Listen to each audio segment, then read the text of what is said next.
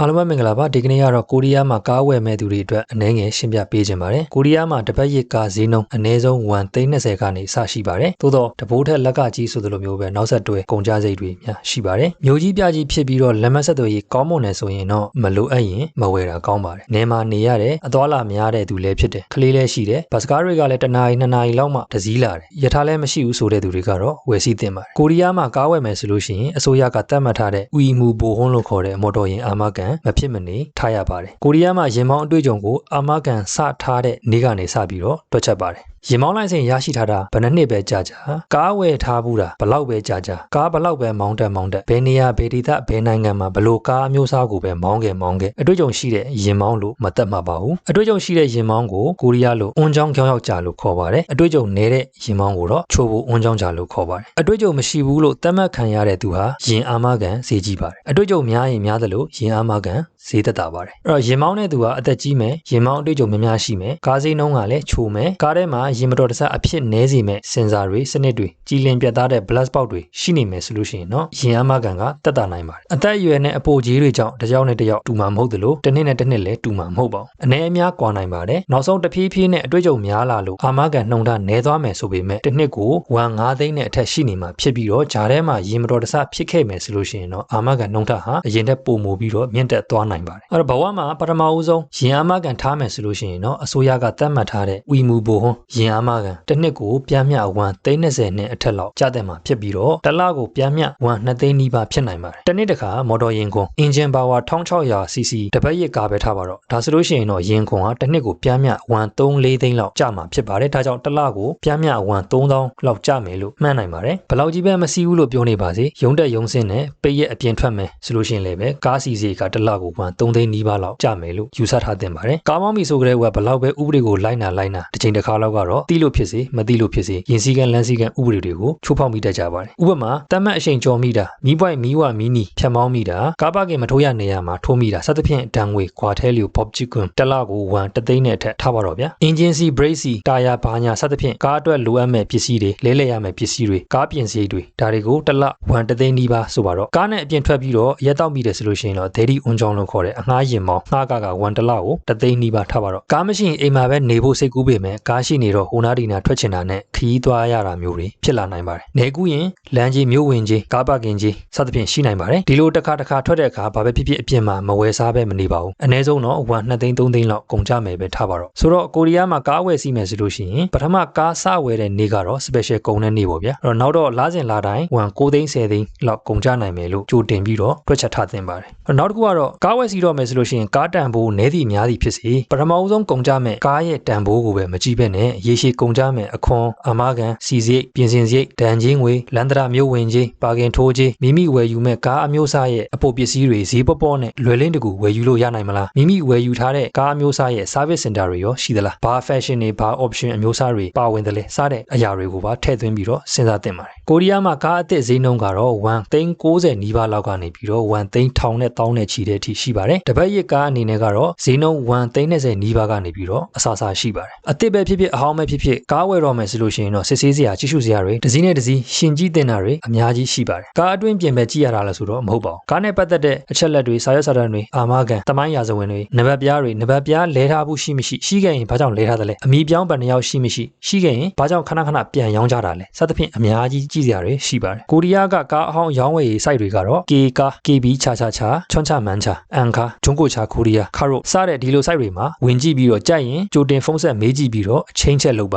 ပြီးတဲ့အခါမှာလူကိုယ်တိုင်သွားရောက်ပြီးတော့ကြည့်ရှုနိုင်ပါတယ်ခါရိုလို့ခေါ်တဲ့ဒီဒန်ကွန်းပေါ့နော်ဒီမှာတော့မဝယ်စေချင်ပါဘူးဘာလို့လဲဆိုတော့သူကပစ္စည်းအဟောင်းရောင်းဝယ်တဲ့ application ဖြစ်တာကြောင့်ရောင်းသူနဲ့ဝယ်သူနှစ်ဦးပဲတွေ့လို့ရပါတယ်ဒါကြောင့်ကားနဲ့ပတ်သက်ပြီးနောက်ပိုင်းဖြစ်လာမယ့်ပြဿနာနဲ့အာမခံအခွန်အမီပြောင်းစတဲ့လုပ်ငန်းစဉ်တွေကိုကိုယ့်ဘာသာကိုလုပ်ရမှာဖြစ်ပါတယ်သိရအောင်လို့ဒါဒီလို application ရှိတယ်ဆိုတာကိုပြောပြပေးတဲ့သဘောဖြစ်ပါတယ် K ကား KB ချာချွန်ချမန်ချာအန်ကာဂျွန်ကိုချာကိုရီးယားစသဖြင့်ဒီလိုကောင်တွေကတော့ website ဖြစ်ပြီးတော့ကားအရောင်းဝယ်ရေးကုမ္ပဏီတွေဖြစ်ပါတယ်ရောင်းတဲ့သူကဒီလိုကုမ္ပဏီတွေမှာလာရောင်းရ ရင်ကုမ္ပဏီဘက်ကစားထုတ်တဲ့ခုနှစ်မောင်းခဲ့တဲ့ဒီလိုကားရဲ့အခြေအနေစတာတွေကိုကြည့်ရှုပြီးတော့နိုင်ငံတော်ကသတ်မှတ်ထားတဲ့ကားအဟောင်းဈေးပေါင်အတွင်းကနေပြီးတော့အမြတ်ရအောင်ဈေးခေါ်ပြီးတော့ဝယ်ယူတာဖြစ်ပါတယ်ပြီးတာနဲ့လဲစရာရှိတာတွေလဲမယ်ပြင်စရာရှိတာတွေပြင်မယ်နိုင်ငံတော်ကချမှတ်ထားတဲ့ကားအဟောင်းဈေးပေါင်အတွင်းကနေပြီးတော့ပြန်တင်ရောင်းကြတာဖြစ်ပါတယ်အဲ့ဒီမှာကားအဟောင်းဝယ်မဲ့သူတွေကလည်းပဲ website ထဲမှာကြည့်ပြီးတော့ကြိုက်ရင်ဆက်သွယ်တယ်သွားကြည့်မယ်ဈေးညှိမယ်ပြင်ဝယ်ယူကြတယ်ပေါ့နော်ဒီလိုကုမ္ပဏီတွေမှာဝယ်ရင်တော့စိတ်ကြိုက်ကြည့်ရှုလို့ရမယ်ဈေးညှိလို့ရမယ်လေအဖွဲလေးတွေလဲချင်းနေရာမျိုးရှိရင်လဲခိုင်းလို့ရမယ်စာရွက်စာတမ်းကိစ္စတွေအာမခံအမီပြောင်းအမီကအရင်လူအဟောင်းကိုလိုက်ရှာစရာမလိုပဲနဲ့ကုမ္ပဏီအမီပေါက်ဖြစ်သွားတဲ့အတွက်ကြောင့်ကုမ္ပဏီကနေပြီးတော့အမီပေါင်းလုပ်ပေးပါတယ်စားတာတွေတထိုင်နဲ့လုပ်ပေးတယ်ဆိုတော့ဝယ်ယူသူဖို့ပို့ပြီးတော့အဆင်ပြေပါတယ်ကားပြန်ရောင်းမယ်ဆိုလို့ရှိရင်လည်းပဲအဲ့ဒီလိုမျိုးကားကုမ္ပဏီတွေကိုဆက်သွယ်ပြီးတော့ကားလာကြည့်ခိုင်းလို့ရပါတယ်ကြည့်ပြီးရင်နိုင်ငံတော်ကချပေးထားတဲ့ကားအဟောင်းဈေးပေါင်အတွင်းကနေပြီးတော့ကုမ္ပဏီကစိတ်ကြိုက်ဈေးဖြတ်ပါတယ်ဈေးနှုန်းကတော့ညှိယူလို့ရပါတယ်ကားအဟောင်းသွားဝယ်တော့မယ်ဆိုလို့ရှိရင်ကြည့်ရမှာလေးတွေကျွန်တော်သိသလောက်ပြောပြပေးပါမယ်ကားအတွင်းပြင်ကြည့်တာကတော့တယောက်နဲ့တယောက်ဆန်နှုန်းချင်းမတူကြပါဘူးဒါကြောင့်တီးတဲ့တက်တဲ့သူတွေကိုခေါ်သွားပြီးတော့ကြည့်ခိုင်းသင့်ပါတယ်ပထမဆုံးကတော့ယွန်းရှစ်လို့ခေါ်တဲ့ခုနှစ်ဖြစ်ပါတယ်ကားကုမ္ပဏီတွေကစားထုတ်တာနဲ့သူတို့ဘက်ကနေပြီးတော့တရားဝင်သတ်မှတ်ထားတာကကားတစ်စီးကိုတက်တန်း10နှစ်ဖြစ်ပါတယ်10နှစ်ကျော်သွားလို့လည်းကိစ္စမရှိပေမဲ့ပြန်ရောင်းဖို့တော့ခက်ခဲပါတယ်ခုနှစ်ကအခုရောက်နေတဲ့နှစ်သို့မဟုတ်တိတ်ပြီးတော့မကွာဘူးဆိုလို့ရှိရင်တော့ဈေးကြီးပါတယ်အများဆုံး9နှစ်6နှစ်လောက်ကွာတာကိုရွေးရင်တော့ဈေးနှုန်းလည်းတက်တာမယ်ပြန်လည်ပြုပြင်စရာလည်းနည်းနိုင်ပါတယ်နောက်တစ်ခုကတော့ယွန်းဘီစီစားနှုန်းဖြစ်ပါတယ်ယွန်းဘီကတော့သိရသလောက်အလွယ်ဆုံးပြောရရင်ကိန်းကနန်းများရင်ပိုကောင်းပါတယ်စီစားနှုန်းပိုတက်တာနိုင်ပါတယ်အနှိမ့်ဆုံး19-23လောက်ရွေးရင်တင့်တော်မယ်လို့ထင်ပါတယ်စီစားနှုန်းနဲ့ပတ်သက်ပြီးတော့တွက်ချက်ရမယ်ပုံစံလေးကတော့ဒီပုံစံတိုင်းဖြစ်ပါတယ်အဲ့တော့ဒီအတိုင်းလေးကိုပက်လက်ရိုက်ပြီးတော့ကိုလိုသလိုတွက်ယူနိုင်ပါတယ်နောက်တစ်ခုကဂျွင်းဂေါ်ဒီလို့ခေါ်တဲ့မောင်းနှင်မှုအကွာဝေးဂျွင်းဂေါ်ဒီကတော့အလုတ်သွားပြန်ပဲစီးတယ်ဆိုလို့ရှိရင်တစ်နှစ်ကိုခန့်မှန်းကြီး9000ကီလိုမီတာ1000ကီလိုမီတာလောက်ရှိမယ်လို့မှတ်ထားနိုင်ပါတယ်ခုနှစ်နဲ့ချိန်ဆခန့်မှန်းပြီးတော့ရွေးတင်ပါတယ်ဥပမာ2019ကားကို2023 2024 25လောက်မှာဝယ်မယ်ဆိုလို့ရှိရင်တော့ဂျွင်းဂေါ်ဒီက9000 6000ဝန်းကျင်လောက်ရှိတယ်ဆိုလို့ရှိရင်တော့အဆင်ပြေနိုင်ပါတယ်ဒီထက်ကီလိုမီတာများရင်တော့ဈေးပေါ်ပေမဲ့ဒါတွေကိုလူတွေကသိမကြိုက်ကြပါဘူးယွန်းလျိုလို့ခေါ်တဲ့လောင်စာဆီဖြစ်နိုင်ရင်ဓာတ်ဆီသို့မဟုတ် gas ကိုပဲဝယ်တင်ပါတယ်ဒီဇယ်မော်တော်ယာဉ်ကတော့မော်တော်ယာဉ်ကိုလည်းဈေးကြီးတယ်ပြီးတော့သဘာဝပတ်ဝန်းကျင်ညဉ့်ညမ်းမှုကြောင့်ဒီဇယ်ကားတွေကိုဝင်ခွင့်မပေးတဲ့မြို့နယ်တွေရှိပါတယ်အခုနောက်ပိုင်းဒီဇယ်ကားတွေကိုမထုတ်ဘဲနဲ့ဓာတ်ဆီနဲ့လျှက်စစ်ကားတွေကိုသာအသားပေးထုတ်လာကြတာတွေ့ရမှာဖြစ်ပါတယ်ဘဲကီလျန်လို့ခေါ်တဲ့ engine powerကားအနေနဲ့ကတော့ engine power မြင့်လေကောင်းလေပေါ့ဗျာဒါပေမဲ့အမြဲပေးဆောင်ရမယ်အခွန်ကိုလည်းမေ့ထားလို့မရပါဘူး engine power မြင့်လေကားအခွန်ဈေးကြီးလေပါပဲတချို့ 1000cc အောက်ကားတွေကအခွန်လွတ်တဲ့ကာလတွေရှိတတ်ပါတယ်ဒါကြောင့်တချို့လူတွေ engine power နည်းတဲ့ခေါင်းချလို့ခေါ်တဲ့အပေါ့စားအသေးစားကားကိုရွေးချယ်ကြပါတယ်စားကိုယူမှုရင်တိုင်းမှုရှိမရှိဒီနေရာမှာမူစားကိုရင်တိုင်းမှုမရှိဘူးလို့ဖြစ်ရပါမယ်မဟုတ်ရင်စာရွက်စာတမ်းအရမှတ်တမ်းကြံနေနိုင်ပါတယ်ကိစ္စတော့မရှိပေမဲ့မကောင်းဘူးပေါ့ဗျာနောက်ပြီးတော့တိုက်ခိုက်မှုအကြီးအမားဖြစ်လို့ပြန်ပြင်ထားရတဲ့ကားမျိုးဆိုလို့ရှိရင်တော့ကားရဲ့ကြံ့ခိုင်မှုက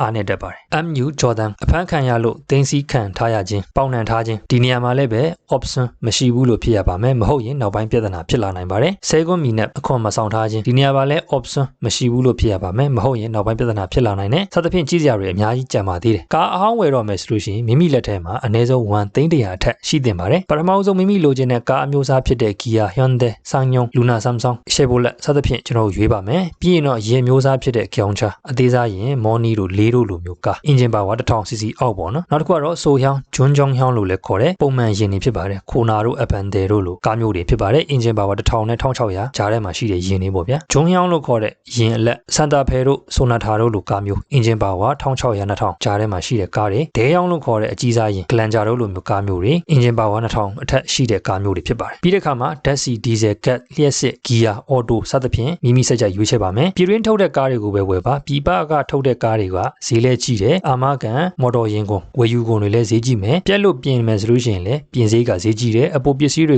ကလွယ်လွယ်တကူဝယ်ယူဖို့ခက်ခဲပါတယ်မိမိတို့ကလုပ်ငန်းသုံးပါလားအင်ကြီးသဘောပဲလားဆိုတဲ့အပေါ်မှာမူတည်ပြီးတော့ထပ်ပြီးတော့စဉ်းစားသင့်ပါတယ်ကိုရီးယားမှာအလုပ်လာလုပ်တဲ့သူတွေအနေနဲ့ခဏပဲမောင်းပြီးတော့အပြီးပြန်တဲ့အခါမှာပြန်ရောင်းခဲ့မယ်သို့မဟုတ်တန်ရီကြိုပို့ဖို့ထိဆုံးဖြတ်ထားတယ်ဆိုလို့ရှိရင်တော့ဈေးပေါ်တဲ့ကားတွေကိုပဲဝယ်ပါရေရှည်အတွက်ဆိုလို့ရှိရင်တော့ကားကောင်းပြီးတော့ဈေးတင်တာတွေကိုဝယ်ယူသင့်ပါတယ်ဈေးပေါ်တာကတော့တိတ်ကြီးစရာမလိုပါဘူး130နီးပါးလောက်နဲ့ရနိုင်ပါတယ်ရေရှည်ကြည့်မယ်ဆိုလို့ရှိရင်တော့ engine power နည်းတဲ့Gyeongchaလို့ခေါ်တဲ့ဒီအသေးစားယာဉ်တွေမှာတော့မှကားဈေးနှုန်းကအနည်းဆုံး150-60ထက်ရှိပါတယ်နောက်ပြီးစီကန်းဖောက်လို့ဒဏ်ငွေဆောင်ရတာနဲ့ high back ကမရှိဘဲနဲ့ high back လမ်းကြောင်းတွေကိုဝယ်မိလို့လမ်းကြီးတောင်းခံငွေစသဖြင့်ဒါတွေလည်းမေးထားလို့မရပါဘူး E9 ညီကိုတွေကိုတော့ကားမဝယ်မစည်းစေချင်ဘူးစက်ရုံနဲ့အိမ်ထဲကလည်းတိတ်မဝေဘူးပိတ်ရက်တွေမှာလည်းခဏခဏဝေးဝေးလဲလဲမသွားတတ်ဘူးဆိုလို့ရှိရင်တော့ကားမဝယ်တာကောင်းပါတယ်ကားဝယ်လိုက်ပြီဆိုလို့ရှိရင်တစ်နှစ်လုံးလုံးဘယ်မှမသွားပဲကားပါကင်ထိုးထားမယ်ဆိုရင်တော့မှအခွန်နဲ့အာမခံကစောင့်နေရမှာဖြစ်ပြီးတော့ကားထဲမှာရှိတဲ့6လ လသို့မဟုတ်တစ်နှစ်တစ်ခါလောက်ကြည်ပေးတဲ့နဲ့လဲပေးတဲ့အရာတွေလည်းလဲပေးရပါတယ်ဒီအတွက်ကုန်ကြစည်တွေကိုလည်းကျွန်တော်တို့ကမေးထားလို့မရပါဘူးအဲ့တော့တခြားဗီဇာနဲ့ကိုရီးယားမှာရေရှည်နေမဲ့သူတွေကတော့ကားကောင်းကောင်းလေးဝယ်ထားတာမမှားပါဘူးကြောင်ချလို့ခေါ်တဲ့ဒီ၄ယောက်စီကားသေးသေးလေးတွေကတော့ဈေးလက်တင်နဲ့မြို့ဝင်ကြီးလန်တရာကြီးပါကင်ကြီးတွေလည်းရိုးရိုးပုံမှန်ကားတွေတက်ထက်ဝက်ပဲပေးရတယ်ပြီးတော့လောင်စာစီထည့်တဲ့အခါမှာလည်းပဲကြောင်ချနဲ့ပတ်သက်တဲ့ဘန်ကတ်တွေလုပ်ထားမယ်ဆိုလို့ရှိရင်ပြန်ငွေတွေရနိုင်ပါတယ်ကားအခွန်အားလည်းပဲတစ်နှစ်ကို1သိန်းဝန်းကျင်လောက်ပဲကျတင်ပြီးတော့နိုင်ငံတော်က